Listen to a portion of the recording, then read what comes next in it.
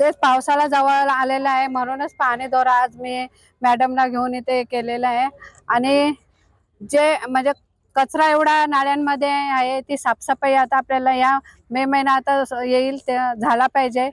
म्हणून ज्या काही लोकांचे जे घरांना पाणी वगैरे जाते आणि ज्या नाल्यांच्या संदर्भात जे काही इथे वालधुनी ब्रिजच्या इथे आता ही आम्हाला पहिल्यांदाच भरणी वगैरे दिसते इथे ही काढायला लावली सगळी। आणि त्यांचे म्हणजे पाणी पूर्ण व्यवस्थित जाण्यासाठी मॅडमला सांगितलं की आम्हाला नाल्या सफाई करून द्या आणि येणाऱ्या या पावसाळ्यात इथे पाणी नाही भरलं पाहिजे। नाही, नाले सफाई काही प्रमाणात आपण बऱ्याच ठिकाणी चालू केलेली आहे। या खडेगोलेली नाल्याच्या इथे वरून आपण अपस्ट्रीम वरून नाला सफाई करत येणार आणि इथे आता सूचना दिलेल्या आहेत ईस्ट टू वेस्टचं जे आपलं Kalyan west Prem auto to Jagdish दुधालयाचं जे फ्लायओव्हरचं काम चालू आहे त्या अनुषंगाने थोडासा भराव वगैरे इथे आपल्याला बाजूलाही दिसतोय। आता MMRDAच्या अधिकाऱ्यांना कॉन्ट्रॅक्टरलाही सूचना दिलेल्या आहेत की तो भराव इमिजिएटली 8 दिवसाच्या आत काढून टाका। काही पोर्शनमध्ये रेल्वेने पण त्यांचा एक ट्रॅक ते ॲड करणार आहेत त्याच्यासाठी भराव केलेला आहे।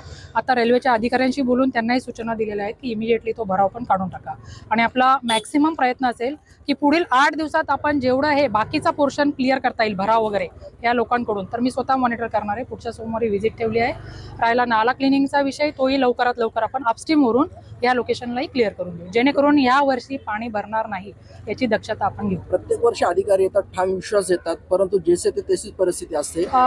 मला असं वाटतं म्हणजे गेल्या अनेक वर्षापासूनचा ट्रेंड बघितला आणि मागच्या वर्षी कमी प्रमाणात पाणी भरलं होतं आणि ह्या वर्षी अजून त्याच्यावरून अनुभव घेऊन आपण जास्तीत जास्त प्रयत्न काही पंप्स पण आपण आता डिप्लॉय करणार आहोत पावसाळ्यात की डिवॉटरिंग करून पाणी टाकू शक्यतो पाणी भरणार नाही अशी दक्षता घेण्याचा आपण प्रयत्न करतोय।